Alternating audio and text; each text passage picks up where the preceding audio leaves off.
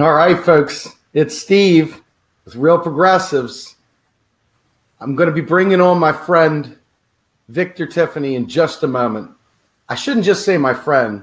I should say my partner in crime now, my partner in revolution, my very, very established, very, very decorated partner, Victor Tiffany.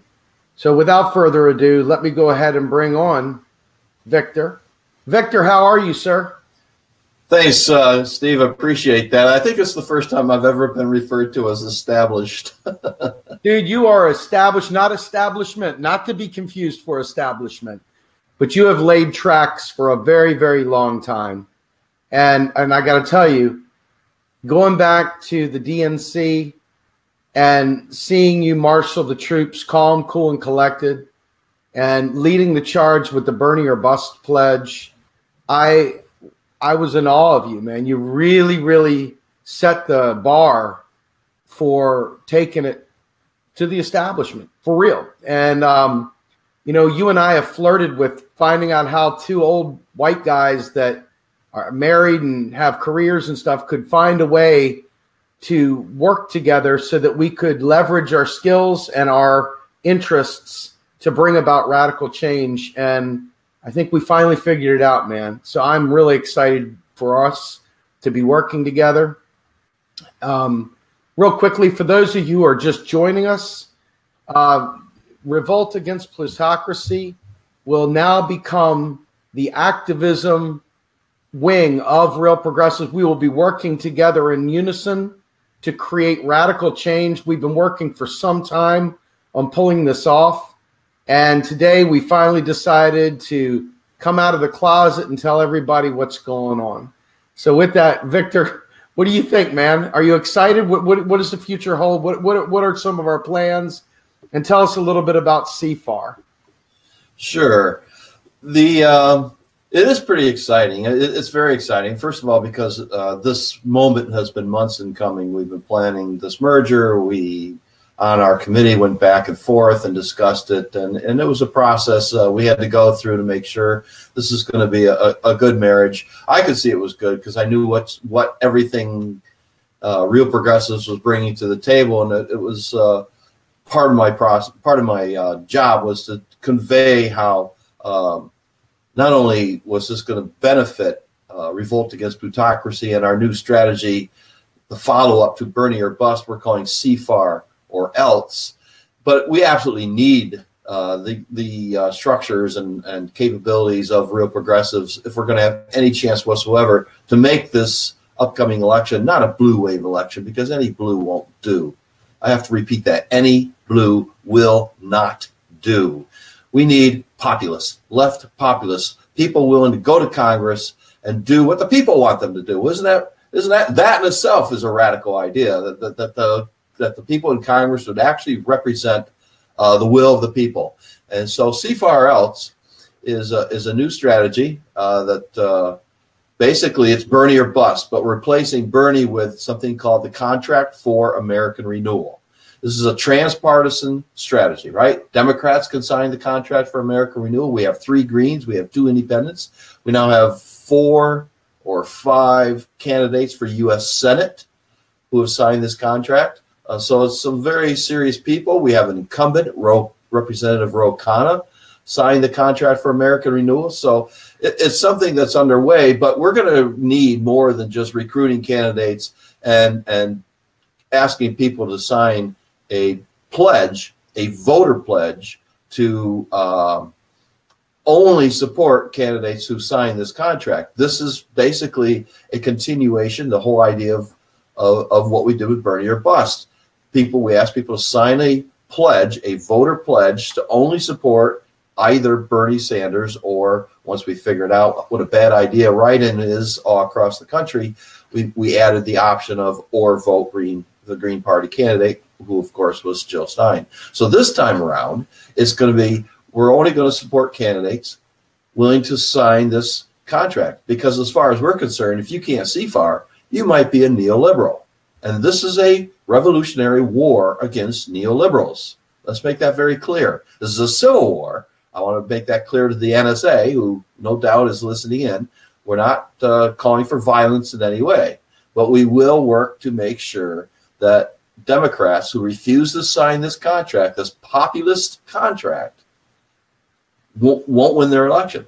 And in my congressional district, we have a lot of tension around this strategy. Our candidates who they're winning straw polls or winning endorsement of so-called progressives here in town, but none of these people who are getting these endorsements and winning these straw polls have signed the contract for American renewal. And the one guy who did sign this contract, he's a union leader, he's a school teacher, he's a genuine progressive. He strong supporter of Bernie Sanders when he was running for president. Rick Gallant, he signed this contract, and people, even progressives, aren't giving him much consideration, which is really strange because for a variety of reasons, it's just very strange. So there's a lot of tension around this idea of, screw you guys, we're not going to support the Democratic Party victor of the primary this year unless that victor ends up signing the contract, or that victor is the person who has signed the contract. That's the leverage. And a lot of people don't understand this. A lot of people think we're Republicans, which, we heard that line back when we were doing Bernie or Bust. This is a plot from the Koch brothers. This is a Karl Rove plot. I saw that so many times. We ended up creating this standard response. We asked all of our volunteers to copy and paste. Anytime anybody accuses you of being a Republican here, just give them this. And basically, it was an attack framing an opposition, a progressive opposition to neoliberalism. So, Victor, what I want to ask you here is, for those of you all who have followed Real Progressives for the last 3 years, you know that we've been building something we call the 4 pillars, and we have 7 knowledge areas. And of the 4 pillars, we have the policy pillar, which will be a think tank in the end. It'll be most likely a 501c3, so it'll be an arm's distance from Victor's group, which is a super PAC. And then you have our education pillar that will most likely be a nonprofit as well, focused on how do we enable this entire progressive revolution, this entire progressive agenda, and all the policy prescriptions that save lives. And then you have the activism pillar, which is the direct action, the sustained campaigns, the ability to take pressure to the streets, to the media, to town halls, wherever, all throughout America, to really, really, really flood the streets with action, but is direct, absolutely sustained action, campaign-driven action, not these, energy-sapping one-off protests, but real, legitimate, sustained campaigns like CFAR, for example. And this is but one campaign that we will do over the course of our hopefully long and illustrious marriage. But then the last and final one is our media pillar, which will most likely be either an LLC, or we may go the route of Democracy Now! And turn it into a nonprofit as well.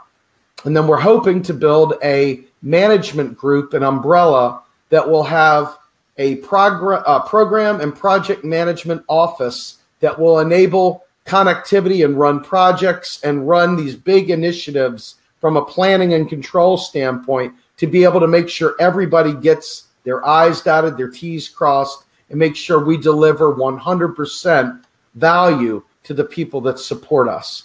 So, Victor, you guys are a huge part of this because everyone loves activism. Everyone loves taking part in campaigns, both supporting the candidates they'd like to see, the issues they'd like to see. But more importantly, and this is what made this relationship, in my opinion, from our team's perspective, really, really solidify. And that is the fact that over the course of our friendship and our relationship, you went from being someone who had a very different economic viewpoint to someone that learned modern monetary theory to a degree that you were able to present in an incredibly coherent, sharp, well-done play to the Movement for a People's Party national organizing call. And I sat there with goosebumps and my hair standing on end as you spoke. I never more proud to be a partner with somebody than the night that you presented that. I was beaming with pride, dude. It was an incredible opportunity. You took it. Your team made this happen. I know Kelly worked tirelessly behind the scenes to get Movement for a People's Party ready to hear this. And then you went and delivered the final blow, and they approved it in a landslide. It was a wonderful thing to be a part of, quite frankly. And I want to applaud you. And I also want to tell you what a wonderful leader you are. And I think that this is going to do well for our larger organization and all the goals and initiatives we have now that we have a coherent economic strategy that traverses all four pillars. Tell us a little bit about your time at the Movement for a People's Party National Organizing Call, and a little bit about what you said and the feeling of victory there. Well, let me first say, Steve, kudos to you. I mean, I wouldn't have been able to articulate that understanding of modern monetary theory if it hadn't been for your interviews that I tried to catch on Sunday nights with the experts, and your explanations, even going back to 2016 when you were defending Jill Stein's policy plank to pay off student loans, which of course has become a very popular thing because the group studied that. But back to the conference call, of course, we had endorsed draft burning in 2017 and got behind that. And in the process, I lost my Facebook page with 30,000 followers at 33,000 followers because the co-administrator to that page I allowed to serve as an administrator decided he didn't like Bernie Sanders anymore. He didn't want us to participate in draft Bernie. So in order to get even, he took my page from me, which was rather serious setback. We're down to a new page with 1,000 people followers. So that's just politics. That's how that happens. But on the conference call this a couple of weeks ago, it was interesting. I'll tell you, I wasn't prepared to talk about modern monetary theory. It came up in the Q&A session. I didn't present that. I didn't go into that with any notes written down. So I was just winging it when that came up, and I'm glad you appreciated my answer because I wasn't sure if it was thorough enough. I wasn't sure if maybe I went into too much detail. But the main thing about this strategy is that it's transpartisan. So you have an anti-Democratic Party group like Movement for a People's Party that can endorse this. And then most of the people who have signed this contract so far are registered Democrats. They're running within the Democratic Party. This is a transpartisan strategy, this Contract for American Renewal. I call it's of course, the Contract for American Renewal has the acronym CFAR. And we all know that, my flight down to New Orleans, I was sitting next to a judge, an elected judge. And I asked her if this thing would hold up in court. And she said, absolutely not. She'd throw it right out. So I refer to this as the CFAR Manifesto, right? And this it's disguised as a contract.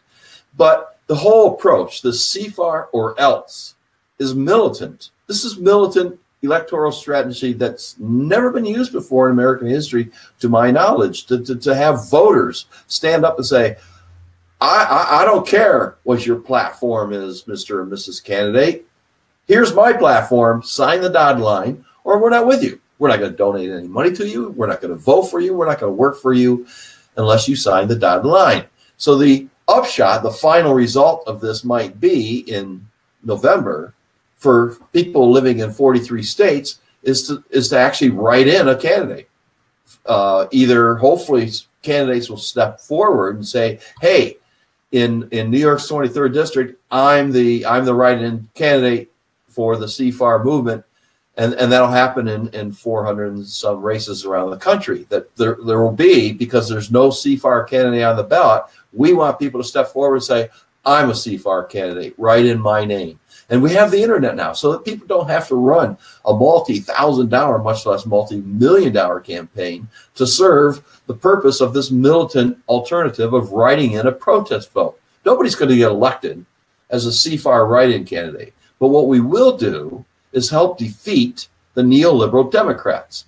This is the second, as I explained on the conference call with the Draft Bernie folks, this is the second objective of this strategy. First objective, of course, is to get CFAR candidates elected. And we'll be asking the media wing of Real Progressives to generate some ads, right? So we can run online initially. You mentioned that we have a super PAC, and that might have raised some concerns among the viewers. Oh my God, why do a super PAC? They're the bad guys. During Bernie or Bust, we kept donations limited to $1,000 per person. We wanted to make it very clear it was a grassroots PAC. But now we've taken the gloves off. Our limit maximum donation over at Crowd PAC is $1 million. You might be thinking, whoa, that's not very grassroots. But we're supporting 20-some candidates, right? So $1 million divided among 20-some candidates isn't all that much money. It sounds like a lot, but by the time we put together the production for all these ads and book them on television and radio, it's going to divide up pretty slender. But we're taking the gloves off. We're going to function like a super PAC because we're a national organization and we're supporting what could be 100, 200 candidates in the end. So there's that to consider. And of course, we'll take small donations too. All these will come together and form the electoral wing of the revolution that was sparked by Bernie Sanders. And I mentioned Sanders. I want to make one more point about him. In 2016, he was the candidate. He sparked this revolution, and Real Progressives got behind it. We got behind it as Bernie or Bust. Movement for Bernie got behind it. People for Bernie got behind it. He had a lot of grassroots organizing support, which is what a revolution is. A revolution isn't a campaign. A revolution comes from the grassroots. So this time around, it's strictly coming from the grassroots. I don't know of any national strategy that's revolutionary. This grassroots bottom-up strategy is the revolutionary strategy for the midterms. There's no other one out there. And it's militant because we're saying you either sign this contract or screw you. We'll just write in a protest vote.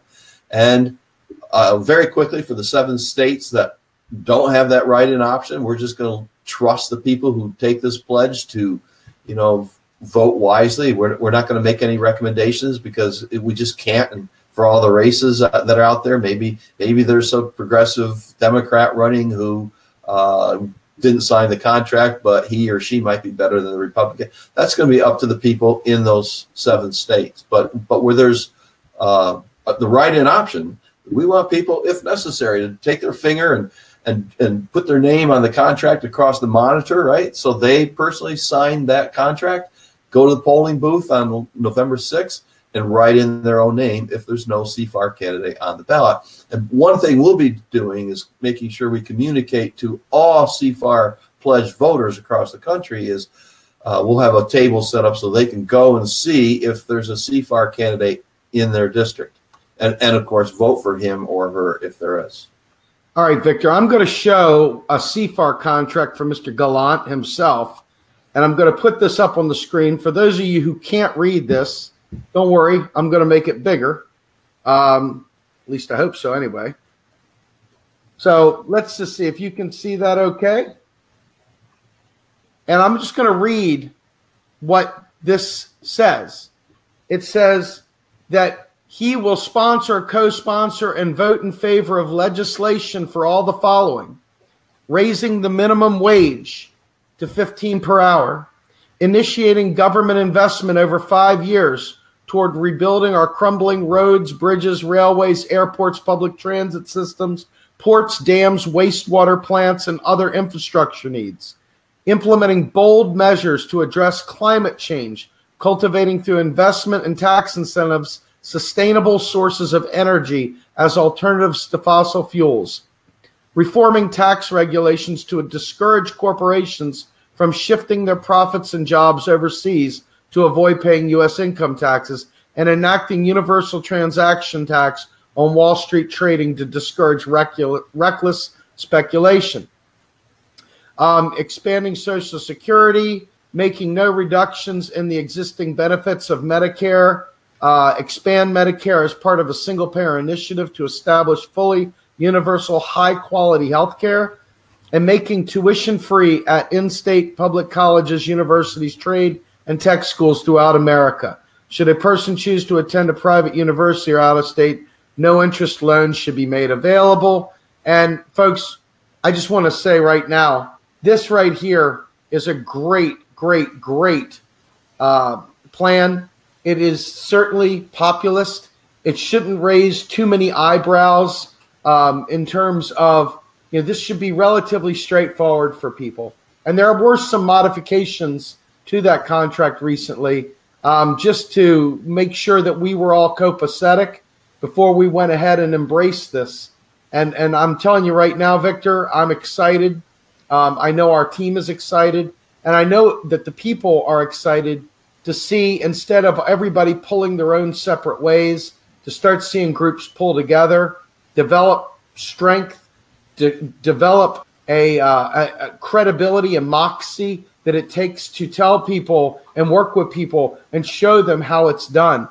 And we've just increased our power base significantly to make sure that this message is indeed heard around not only the country, but in my opinion, around the world. I want people to take notice of us, because our problems, even though we're focused largely electorally here in the United States, are all over the globe. And as you'll see Sunday night, we'll have Dr. Stephanie Kelton and Dr. Bill Mitchell join me. Bill Mitchell of Australia, Stephanie Kelton, obviously, of the Bernie Sanders Institute, or the Sanders Institute. And, we have a real opportunity here to change the course of history by taking steps like CFAR to get actual representation in Congress and the Senate that can actually deliver on the promise that we as progressives have been begging for and only given lip service by the establishment. Victor, what do you got to say to that, brother? Well, that's right. I mean, this is the whole idea, is to empower the voter. It sounds bizarre, but a voter pledge does that without, creating a formal structure of some kind of voter union, which, a lot of people don't like unions anyway. It does create this unified voter sentiment that, hey, we want this to be the agenda of the next Congress. It's very, in that very narrow sense, it's revolutionary, right? The voters themselves are flipping or inverting the power relationship between candidate and the voters. Instead of voters saying, oh, well, here's candidate A, B, and C. I like the platform of candidate C. We don't care what the platform of these candidates are. We want them to sign on to our platform. Now, and I say our platform, I don't mean Revolt against Plutocracy or Real Progressives platform. This comes from polling. This is a populist platform. It comes from public opinion. So that's one thing. The other thing I want to talk about, the contract itself over the last few months has changed, partly because of our merger here with Real Progressives. We've come to the realization we don't want to have tax increases anywhere in that contract, so they're all taken out. We just don't need them. And why fight against the Norquist pledge when you don't need to? Basically, bottom line. If someday, if you want to address inequality, and we have enough progressives in Congress that we can actually pass a tax increase on the uber rich, then for other reasons, not for economic reasons, but for perhaps moral reasons or resentment, to use a Nietzschean kind of term about attitudes toward the billionaire class. But that's way out in front of us, so we're not concerned about that at this point. And I just want to make two more points about platform planks on this, or policy positions in this contract. First, we were pushed by our spokesperson, Kelly Lane, to address election integrity. I mean, it still bugs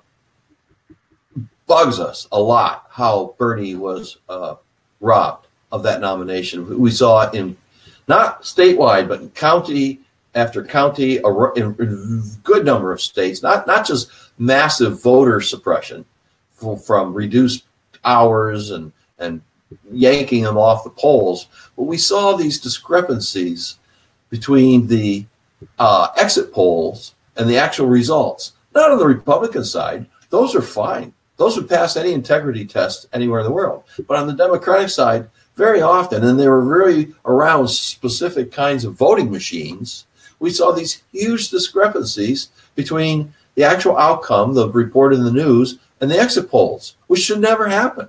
That indicates voter fraud, election fraud. So we brought it, it took us a long time to find the polls that allowed us to bring election integrity in.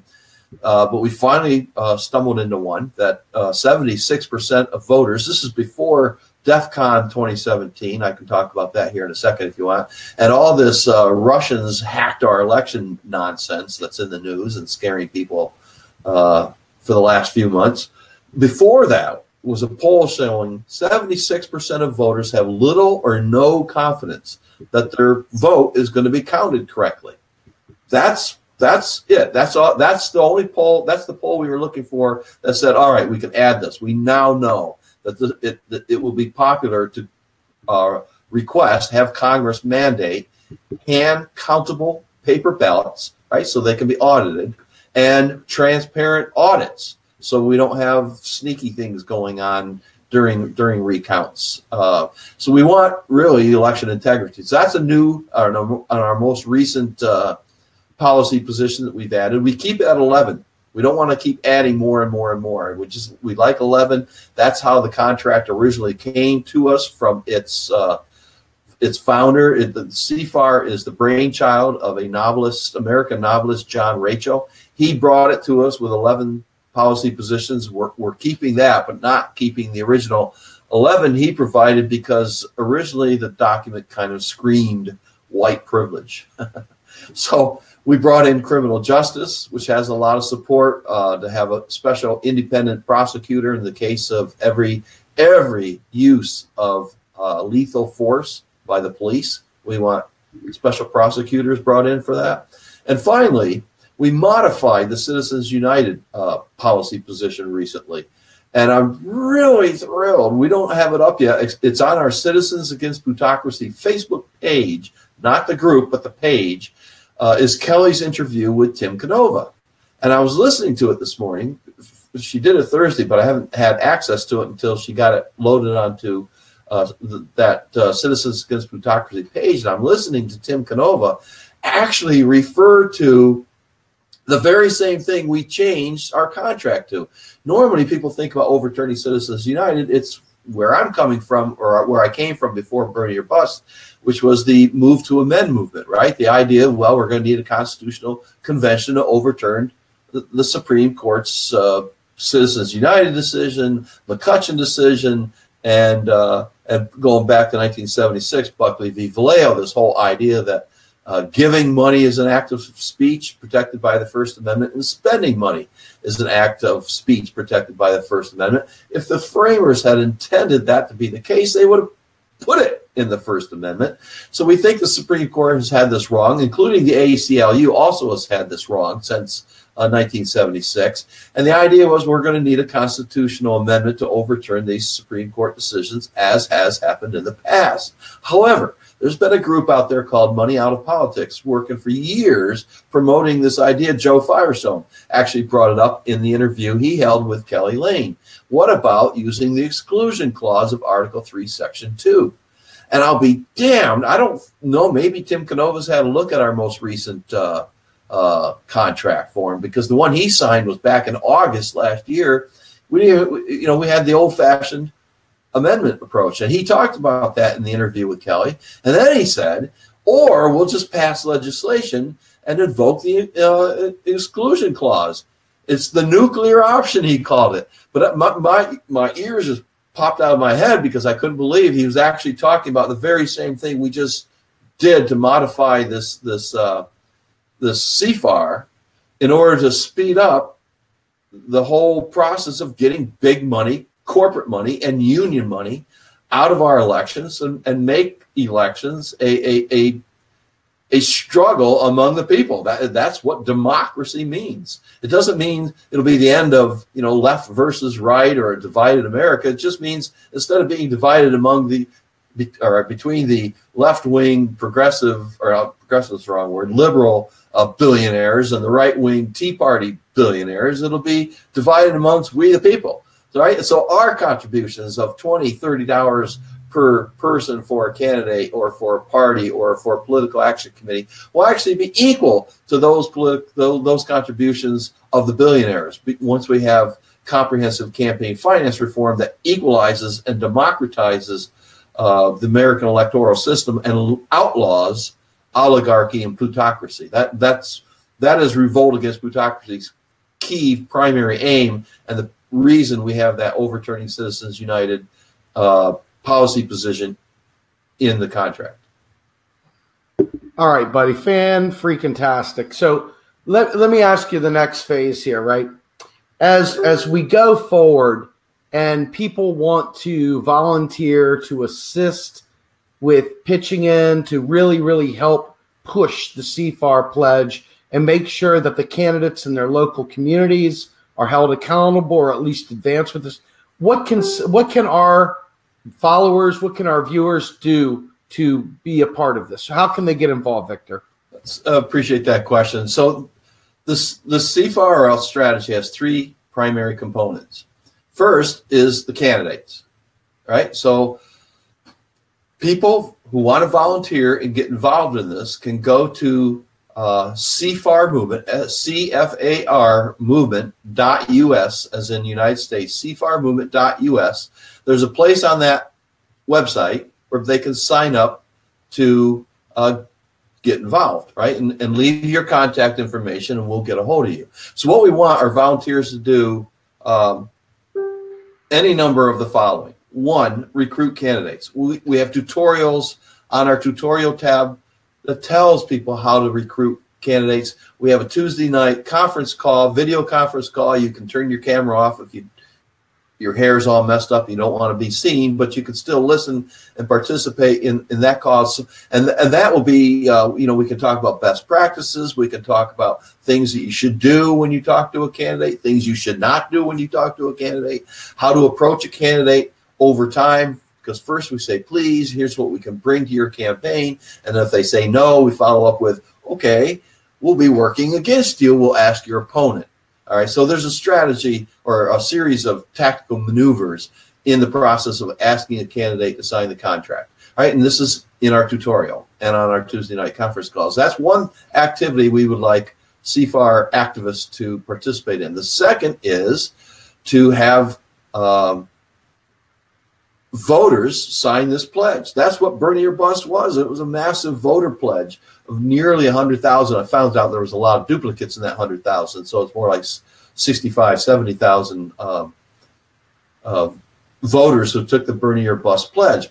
But that was done because 150 or so volunteers that we recruited went around the internet. They didn't go around the country offline, but they went around the internet and they posted links to our website encouraging people to take the Burn Your Bust pledge. So that's part of it. We want people actively recruiting voters to take the CFAR voter pledge. And then I found out this week we have an account set up at CrowdPAC with Citizens Against Plutocracy PAC. And what I found out this week is, so we have our campaign laid out there, but anyone who supports any one of the CFAR candidates can go out there and set up their own CrowdPAC campaign using our PAC to collect the money. And then when we see, because you'll have your own totals, let's say it comes out $15,000 that you for candidate X acquired, got donations to support candidate X, we'll be able to see that $15,000 totaled up. We'll generate ads for candidate X, and we'll spend that $15,000 on your candidate in your congressional district, in the major markets of your congressional district, and try to help your candidate win his or her primary. Or if it goes into November, we'll help them try to win in November. Around this idea of only one candidate has signed a binding commitment to the voters, and that's candidate X. Vote candidate X, or else in the next Congress, you're going to get screwed. Only candidate X supports your agenda. Something like that. I mean, I'm just winging it, but that's one of the things we need to work with your organization on, is to generate a script for these ads. And it's not something you can just turn around and snap your fingers and come up with in 5 minutes. There's actually this long form we filled out during the Burn Your Bus phase, a series of Q&As for ourselves. What are we trying to accomplish? What emotions are we playing on? Fear, right? You either go CFAR or the Republican's going to get elected, and so forth. But it's something that we have to craft and put together, the video, audio synchronization, and come up with 30-second spots so we can help these candidates win their primaries and win in the general election. Absolutely. So, Victor, one of the things that you had talked about with Joe Firestone was his overt congressional financing, which was a very, very small paragraph, if you will, or two of legislative language that would be inserted into every bill, etc. He's very excited about that. He's been pushing the RP Letters campaign, where they're trying to get people to understand this is another thing it's not a pledge, but it's like a pledge, right? So it's like a complementary action that will force Congress to acknowledge that the debt is really irrelevant and that we can pay for anything we want. And to make sure that they understand it, we will make sure that the Fed is always dumping the money into the Treasury's account to pay for every bill, so there is no concern with the debt, pays down the debt, whatever. So my question to you is that as we go forward, are you ready for some real hardcore blending and merging and making shit happen? Because here's the deal. We're looking at it. We have progressive champions that we interview constantly, and they are vetted by folks like the Justice Democrats and Brand New Congress and those folks, but they're not asking the questions that I care about. When I see some of these candidates that are quote unquote sponsored by them, a lot of these people are just like, yeah, they said they're progressive. Check. There you go. That's good enough for me. And I'm like, sometimes we're going, oh my goodness, what did that person just say? We can't support them. Listen to them. And so by adding the CFAR pledge with some education from real progressives for those candidates to learn the economic system, just basics, so that they are able to go to battle equipped to deliver this nice, robust package. When you put all that together and then you start interviewing folks and you start putting all the piecemeal together, we are going to be unstoppable. I can't see anything to get in our way. I think the Koch brothers have about $400 million they're going to attempt to put in our way. So I guess we need 400 million, huh? Yeah, if we know a billionaire willing to part with that much money, sure. The idea here, part of this struggle is money versus ideas, money versus populist support. That's what Bernie showed, that the good ideas and populist support could actually win if he hadn't been robbed by the Clinton-cratic machine. Let me just address the relationship between CFAR candidates and modern monetary theory. There's nothing in the CFAR that compels the candidates to run and campaign on modern monetary theory. It's going to be the job of real progressives to follow up on our interviews with them. One of our questions that we ask these candidates, because once we get a contract signed, we follow it up with an interview. And we have a standard question. You're just a tax and spend liberal, aren't you?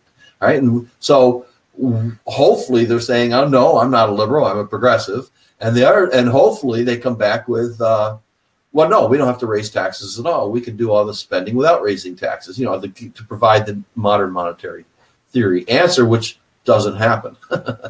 So there's a lot of education that needs to follow up from your folks. And one thing I've suggested is a tutorial maybe between your best MMT guy, Tim Canova, who understands modern monetary theory, and then a couple of CFAR candidates who don't understand modern monetary theory. Part of this Zoom meeting that can be recorded, and then we can turn that into a YouTube video so that we can present this, the how do you campaign on modern monetary theory? Because you just said something a little while ago, the deficits don't matter. And I was thinking, boy, if I had heard that 2.5 years ago, I would have thought you were out of your mind, right? It sounds insane when you're stuck in the obsolete thinking of gold standard framework.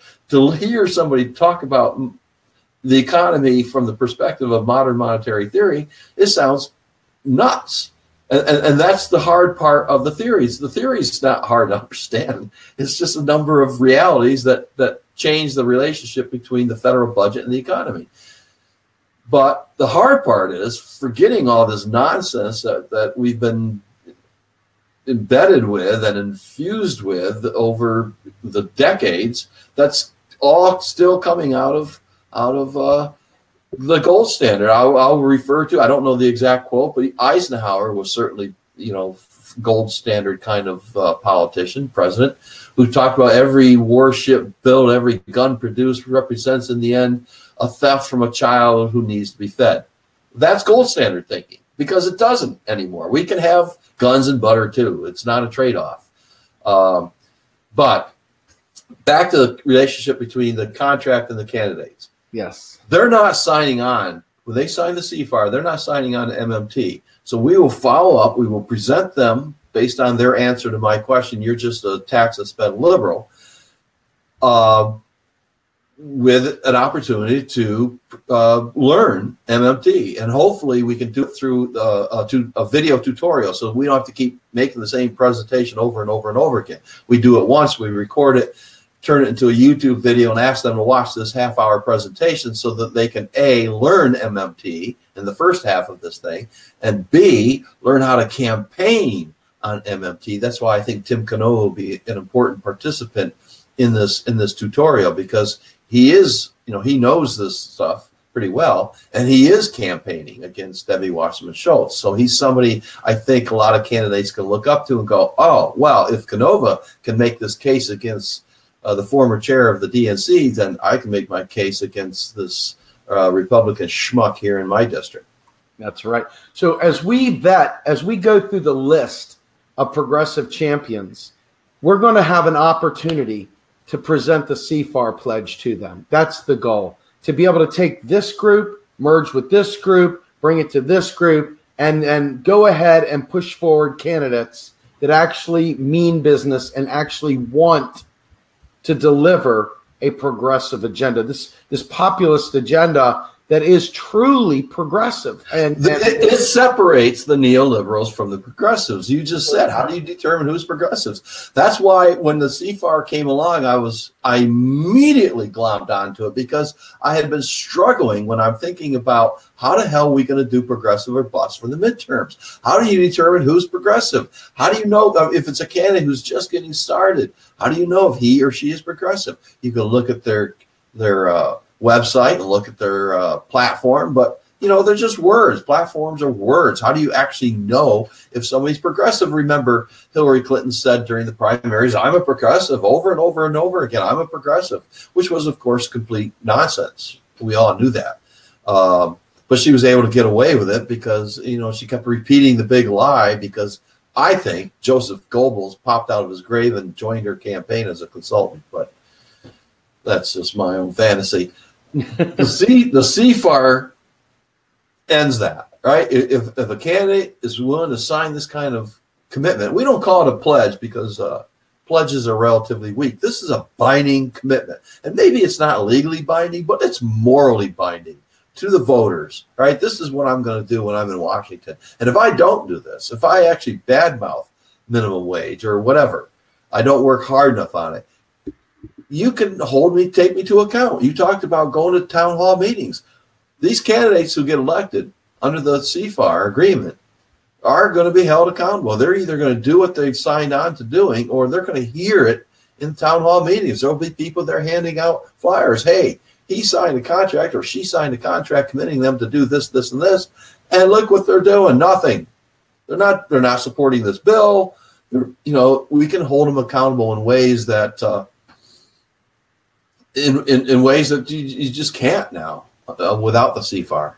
So what I want to do, Victor, is open the floor up for anyone that may or may not have questions about what they see. If somebody has a specific question about how they can get involved or or maybe they've heard something today that maybe they haven't wrapped their brain around. I want to give everybody a real opportunity here to be a part of this, because that's what this is. This is a we campaign. This is a us movement. And without everyone's participation, it's just a couple dudes talking to some computer cameras and getting nowhere and nowhere fast. We need your help. So talk to us. Do you have any questions? If you do, we'll bring them up on the screen, and Victor and I will take every opportunity we can to answer them. Maybe while we're waiting for the questions to come up, I'll just quickly again talk about the three components. There are CFAR candidates, CFAR voters pledged to support CFAR candidates, and CFAR activists. Right, those are the three parts, and that's what we need: are activists to recruit candidates and voters. So it's Bernie or bust in a more involved way, because we didn't have to recruit Bernie. He just came out there and sparked this revolution. Now we need to actually recruit the more revolutionary candidates, the progressive candidates. Okay. Well, Victor, we are not seeing any questions, and it could just be a function of the way Facebook is, or people maybe don't really know what to ask at this point, but that's okay. We're not going anywhere. We'll be available. You can ask us questions whenever you want. That's because I've explained things so well. You know what I was going to say? Victor is so damn thorough. Victor is so thorough. All right. Well, look, without further ado, Victor, I'm excited to work with you and your team. You guys are great. We really took some time to talk through the issues.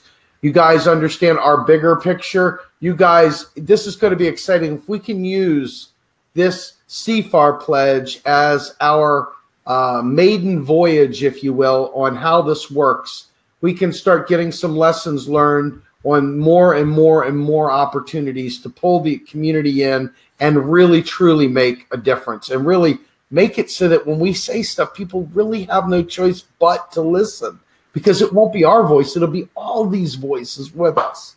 I think it's an amazing opportunity. It is.